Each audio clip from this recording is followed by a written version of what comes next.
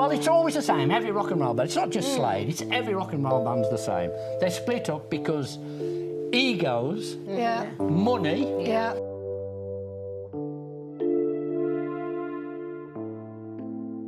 Noddy Holder had the voice that shook stadiums. His career was the stuff of legend, filled with shattered records, electrified crowds, and a legacy carved into rock history. But what happened after the lights went down was nothing like the fairy tale fans believed. Behind the fame lay fractures that never healed, choices that would haunt him, and a twist so devastating it almost silenced even his legendary roar. Noddy Holder is 79 now, and the truth about how he got here is almost too heartbreaking to believe. The rise of Noddy Holder. When people talk about British rock legends, Noddy Holder's name always comes up. His voice, his look, and his songs helped define an entire era. Noddy became the sound of the 1970s, the face of glam rock, and the man whose voice still blasts out of radios every Christmas. But while the rise of Noddy Holder was spectacular, what happened after the fame would leave people shocked. Noddy Holder was born in 1946 to a working-class family where every penny mattered.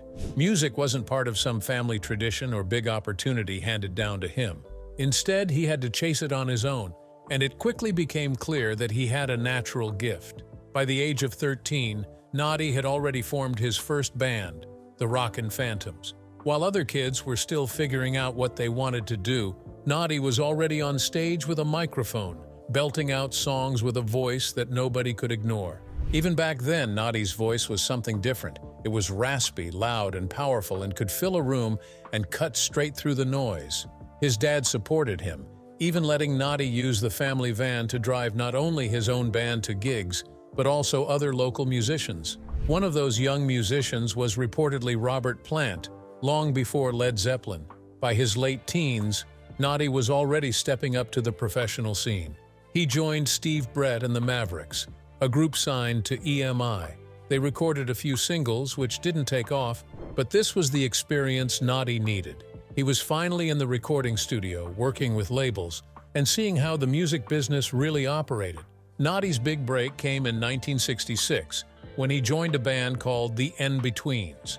At the time, it was a local group trying to find its identity. Within a few years, though, the band would transform into something much bigger. They became Slade, the band that would make Noddy Holder a household name. Slade exploded onto the British music scene with a style that couldn't be ignored. Glam rock was about spectacle, glitter, and boldness, and Slade leaned into it completely. The wild clothes, the stomping rhythms, and the loud guitars were bigger than life. But the centerpiece was Noddy's unmistakable voice that could turn a song into an anthem. But it wasn't just his voice. There was also his writing. Noddy wasn't just the frontman. He was also one of the main songwriters, teaming up with bassist Jim Lee. Together, they wrote hit after hit, from Mama We're All Crazy Now to Goodbye to Jane. And of course, Merry Xmas Everybody. That one song sold over 1.1 million copies in the UK and has never gone away. Every year, Noddy's voice comes back like clockwork, blasting through shopping centers, radios, and TV specials, making it one of the most famous Christmas songs of all time. Slade went on to release 15 albums with their original lineup and rack up a long list of hit singles. They weren't just part of the glam rock wave. They were leading it. Their spelling quirks in song titles, their high-energy shows, and Noddy's unforgettable voice made them icons of the 1970s. But while the rise was legendary, the life Noddy Holder would face after the spotlight faded was nothing like the fairy tale people might have expected. Behind the glitter and the noise was a different story filled with challenges, pain, and heartbreak that fans never saw coming. The dark side of fame. By the early 1970s, Slade was unstoppable, and Noddy Holder had climbed to the very top of British rock. Their songs weren't background music, they were events, anthems people shouted at the top of their lungs. The rise had been incredible, but what nobody saw was the toll it all took, because success on that scale, while glamorous on the outside, was absolutely exhausting on the inside. For Noddy, fame wasn't a smooth ride. Life in Slade meant constant recording, constant performing, and living out of suitcases year after year. Every city, every stage, and every fan's expectation added to the pressure. And although Noddy carried himself like the larger-than-life frontman fans adored, behind the voice and the glitter he was still a man who never lost his sense of where he came from. This grounding kept him from spiraling the way many rock stars of his generation did. However, it didn't protect him from the wear and tear of endless fame. There was one moment that could have completely changed the course of his life. In 1980, after the sudden death of Bon Scott, AC/DC needed a new lead singer. They were already on their way to becoming one of the biggest rock bands in the world, and the chance to step in as their frontman would have been career-defining. Noddy Holder was reportedly approached for the role. He could have walked away from Slade and taken the microphone for one of the most successful hard rock acts of all time, but he said no. Out of loyalty to Slade and to the bandmates he had built his career with, Noddy turned down AC/DC. It was a decision that stunned many, but it showed that he was never going to abandon the people who had stood by his side. Even while surrounded by the wild lifestyle of the rock scene, Noddy managed to stay grounded. He didn't fall into the endless spiral of drugs and destruction that swallowed so many stars of that era. He had a reputation for being the voice that could shake arenas, but away from the stage, he valued family, routine, and humor. That ability to stay level-headed helped him survive years in an industry that chews people up. But even with that balance, the cracks eventually began to show. By the early 1990s, Noddy had given more than 2 decades of his life to Slade. He had toured the world, written the hits, and fronted the band through years of triumph and struggle. After over 26 years, the strain was undeniable. Burnout set in, and so did the realization that life was slipping by while he was stuck in the cycle of touring and recording. In 1992, Noddy Holder made the decision that shocked fans when he left Slade. It wasn't about anger or scandal. Noddy wanted time for himself, time for his family, and time away from the constant grind that had defined his adult life. Walking away from the band that had defined him wasn't easy, but Noddy didn't disappear. Instead, he reinvented himself. He shifted from rock stardom to television and radio. In the late 1990s, audiences got to see a different side of him when he starred in the ITV comedy drama The Grimleys. He played a quirky music teacher, and it became clear that Noddy wasn't only a performer on stage. He had real acting chops, and fans loved it. Television opened up new doors. Noddy appeared as himself in countless shows, always bringing humor and warmth, and always proving that he could laugh at himself. He became a fixture on radio too, sharing stories from his life in music, reflecting on the glory days of Slade, and showing that he was a natural entertainer. People who might not have grown up with Slade now knew him as a witty, charming media personality. His storytelling, his sense of humor, and his larger-than-life character made him loved in living rooms across the UK. Still, as much as Noddy Holder seemed to move seamlessly into this new stage of life, the truth was that years in the spotlight had already taken a toll. Fame gave him everything he once dreamed of, but it also drained him in ways that only became clear later on. The endless touring, the pressure of carrying a band at the top of their game, and the sacrifices he made along the way all left their mark. Noddy managed to escape the darker addictions of rock, but he couldn't escape the reality that fame burns people out. And yet, in typical Noddy Holder style, he turned that darkness into something the public could still love. He didn't let burnout define him. Instead, he pivoted, stayed relevant, and became someone who could still make people smile, even after stepping away from the microphone. But most fans never figured out the real reason why Slade broke up. While their songs live forever as anthems of good times, the story of the band itself was filled with tensions that would eventually bubble to the surface. Slade's internal tensions. On the surface, Slade looked unstoppable. They had the hits, the tours, the fans, and the energy of a band that seemed born to dominate the stage. But behind that glittering exterior, inside the hotel rooms, the tour buses, and the studios, the reality was much darker. Noddy Holder himself would later describe the problems with brutal honesty. According to him, the split within Slade was fueled by the same poisons that had torn so many bands apart before. In an interview, he said, "I always say there are 5 things that contribute to a band splitting. The first one is egos, the second one is money, the third one is drink and illicit substances, the fourth one is women, and the fifth one is musical differences." And in the case of Slade, it was all 5. This combination was explosive, and for a band living at the peak of fame, it was only a matter of time before it caught up with them. Slade's internal struggles weren't only about personalities or temptations, they were also about direction. In 1975, the band made a bold move that showed just how divided they really were. They released a feature film called Slade and Flame. Unlike the fun, glitter-soaked image fans expected, the movie was a shock. It wasn't a comedy or a lighthearted romp through the glam rock scene. Instead, it was a gritty, brutally realistic look at the music industry, the greed, the manipulation, and the personal destruction that came with chasing fame. Critics loved it. For once, Slade weren't cartoonish glam stars. They were artists showing the underbelly of the very machine that had lifted them up. But while critics praised the film, fans didn't know what to make of it. Audiences who wanted the fun side of the band weren't ready for a story about exploitation and heartbreak. Commercially, it hurt them. Their popularity took a hit, and instead of boosting their image, the movie dragged them down. In a recent interview, while speaking about why the movie failed, Noddy confessed, "It's not at all what people expected from us at the time, particularly the fans. They expected a happy-go-lucky, cheeky-chappy image-type movie, and what they got was this hard-hitting look at the goings-on of a rock band in the music business, and I think it was shocking for the fans." But inside the band, not everyone had been on board with the project in the first place. Guitarist Dave Hill hated it. He had signed up to be in a band known for energy, flamboyance, and larger-than-life fun, not for a depressing film that showed their world in the darkest possible light. Hill's frustration over Slade and Flame only deepened the cracks already forming within the group. Creative direction had become a battlefield. Noddy and bassist Jim Lee leaned into artistic risks, while others wanted to keep the formula simple and fun. Sadly, this divide would linger long after the film's release. And as if tensions weren't already high, tragedy struck the band in a way that left permanent scars. In 1973, drummer Don Powell was involved in a horrific car crash. His fiancée, Angela Morris, died instantly, and Powell himself was left with severe injuries, including lasting brain damage.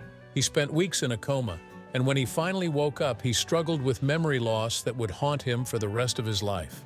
Powell's injuries didn't only affect him personally, they affected the whole band. During the filming of Slade and Flame, his condition was so severe that he reportedly couldn't remember some of his lines. In fact, he needed to be reminded of who he was and where he was, even in the middle of production. The other members had to step in constantly, keeping him steady and guiding him through the process. To the outside world, Slade were still a powerful unit, but behind the curtain they were propping each other up through situations most fans never knew about. Noddy Holder would later reflect on those years with a mixture of pride and pain. Pride, because despite everything, the band kept going, recording, and performing. However, these tensions eventually weakened the foundation of the band. Slade had been more than a job, it had been his identity. And watching it slowly unravel under the weight of ego, tragedy, and disagreements was devastating. By the late 1970s and early 80s, those tensions had boiled over. The band kept pushing forward, scoring occasional comebacks and maintaining loyal fans, but the unity that had made them so powerful in their early days was no longer there. Noddy had always been the voice that defined Slade, but even his voice couldn't drown out the noise of everything pulling them apart. And as the band eventually fractured, his personal life was facing storms of its own that would leave him in situations far more complicated and painful than the chaos of rock and roll. Noddy's love life drama. Away from the stage lights, the glitter, and the roar of the crowd, Noddy Holder's personal life was every bit as eventful as his career. Fame can complicate relationships, and for someone like Noddy, who spent most of his adult life traveling, recording, and performing, it was never easy to balance music with marriage and family. His love life saw both joy and heartbreak, and it revealed another side of him that fans rarely saw. In 1976, Noddy married Leandra Russell. At the time, Slade was still a household name, constantly in the headlines, and Noddy was one of the most recognizable rock stars in Britain. To the public, it looked like he had everything: a thriving career, a glamorous lifestyle, and now a wife by his side. During their marriage, they welcomed 2 daughters, and for a while, Noddy embraced the role of husband and father alongside his life in the band. But the pressures of fame and the strains of being constantly in demand took their toll. By the early 1980s, Slade's career was at a crossroads, and Noddy himself was worn down by the endless cycle of tours and recordings. Balancing family life with that kind of career was almost impossible. And so, in 1984, after 8 years together, Noddy and Leandra divorced. It was a difficult chapter in his life, not only because of the breakdown of the marriage, but also because he was determined to remain present in the lives of his daughters, despite everything else going on around him. For the next few years, Noddy focused on rebuilding his life outside of the chaos of rock and roll. By the late 1980s, Slade's biggest years were behind them, and Noddy was beginning to think about the future in a different way. And it was during this time, in 1989, that he met someone who would completely change his personal world. Her name was Susan Holder. Unlike the women Noddy had been surrounded with during the whirlwind years of Slade, Susan wasn't part of the music industry spotlight. She was a television producer with a career of her own in broadcasting and journalism. This independence and drive drew Noddy to her immediately, especially because she wasn't dazzled by his rock star image. She saw the man behind it. Their relationship developed steadily, built on something stronger than the chaos of fame.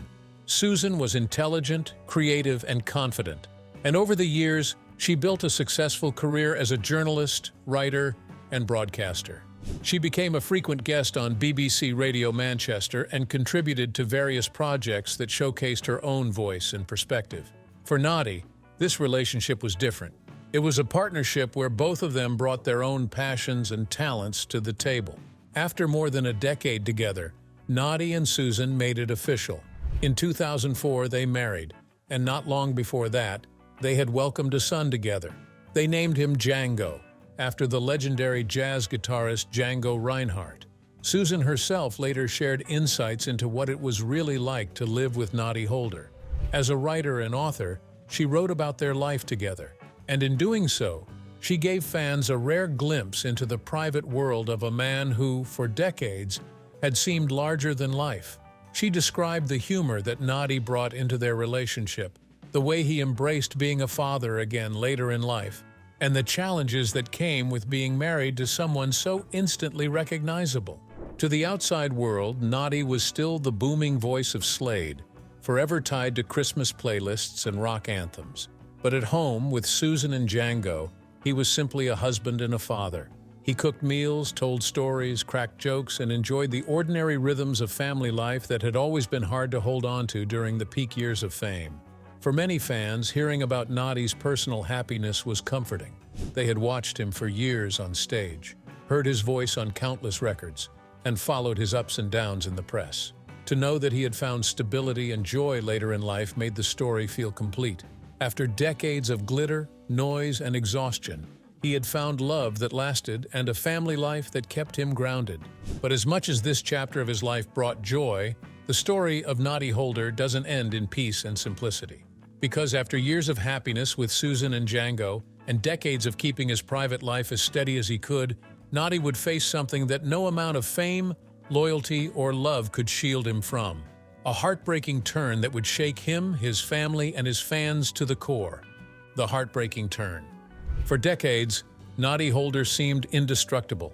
The booming voice, the stage presence, and the humor had followed him through years of fame, burnout, and personal struggles, and he always came out the other side. But in 2018, his life took a turn that no one could have predicted, and it was the kind of blow that stripped away every illusion of rock star invincibility. Unfortunately, Noddy was diagnosed with esophageal cancer. The news was devastating, and the prognosis was brutal. Doctors told him he had just 6 months to live.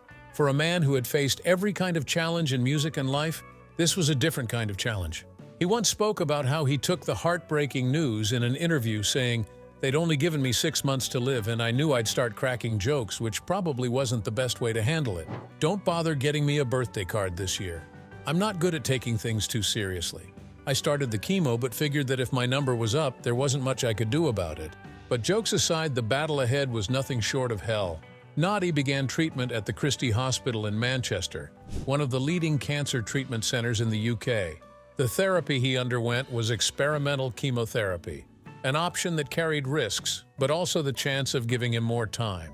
It was grueling, and the side effects were relentless. Noddy lost all of his hair. His once solid frame dropped down to just 8 stone.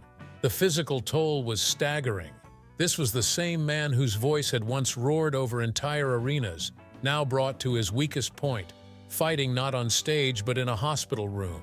Every day was a test of endurance, not only for him, but also for Susan and their family, who had to watch him go through the process. Susan would later confess that their journey had been extremely exhausting. They constantly faced the fear and the endless uncertainty of whether each treatment would work or fail. But in the middle of that nightmare, she also made it clear that Noddy's spirit never broke. His mental attitude, his ability to stay positive even in the darkest moments, was what carried them all forward. For Noddy himself, survival became about more than just medicine. He credited his recovery to his determination to stay upbeat. He knew he couldn't control the disease, but he could control his mindset.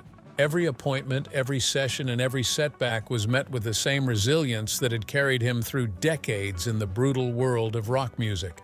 The fight was long and brutal, but somehow Noddy pulled through. The man who had been given 6 months to live defied the odds. His recovery was slow, and the scars were heavy, but he survived. And for his family, his fans, and for Noddy himself, that survival was nothing short of miraculous. He later said, "I've been told my mental approach was a big part of my survival. I don't get too depressed. I try to keep calm and carry on as normal. But it was Susan who helped me do that. Although privately she went to hell and back, she was always at my side, fighting, keeping me positive. I might be cocky, but I'm glad I had her with me." Yet even with survival, the reality of what he endured was undeniable. The rock star image now stood alongside the truth of frailty, illness, and vulnerability. It reminded everyone who had ever cheered for him that behind the legend was a human being who had been forced to look death in the eye and fight it head-on. The experience reshaped everything for Noddy. It showed him the fragility of life, the value of family, and the importance of humor and positivity, even when the odds seem impossible. It also showed his fans a side of him that was rarely visible, a man stripped of the stage lights, relying only on his willpower and the love of those around him. But where does that leave him now? What is life like for Noddy Holder after facing down the fight of his life? The answer is both inspiring and heartbreaking.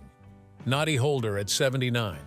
At 79, against every prediction, grim prognosis and doubt, Noddy Holder is still here, still living, still laughing, and still carrying the spark that made him unforgettable. But the way he lives today is very different from the chaos of his glam rock years. He continues to attend regular checkups because, in truth, the shadow of cancer still lingers in his medical records and in his family's thoughts. But what matters is stability, and stability is exactly what Noddy has managed to hold on to. He remains strong, and that alone feels like a victory. In 2023, Noddy proved to the world that his spirit and his voice had never been silenced. He returned to the stage alongside pianist Tom Seals with authenticity. He told stories, sang, and connected with an audience who knew how much that moment meant. To see Noddy Holder, the man once given 6 months to live, standing and singing again was not simply entertainment. It was proof of resilience. At home, life is quieter now. Noddy lives in Cheshire, surrounded by his family. His days are filled with the small joys that fame often denies. Time with Susan, moments with his children, and the peace of not having to chase the demands of the spotlight. He still makes occasional appearances on television and radio, still tells stories with that unmistakable humor, and still lends his time to charity work. But everything he does now is on his terms. And then, of course, there is his voice. Noddy Holder's voice is not only part of music history, it is part of British culture itself. Every December, his famous festive "It's Christmas" rings out across the country, blasting from radios, shops, and parties. His voice has outlived eras, bands, and the industry's ever-changing trends. Even now, it remains instantly recognizable, timeless, and iconic. What Noddy represents today is bigger than music. His life is a story of grit, of humor in the darkest times, of humility after fame, and of survival when the odds were at their worst. To his fans, he is a living reminder that even legends face battles, and that sometimes The greatest achievement is not the hit singles or the sold-out shows, but the ability to keep going. Which artist would you love to see Noddy collaborate with? Drop your answers in the comment section below. If you enjoyed this video, don't forget to click on the next video on your screen, like this video, and subscribe to our channel for more updates.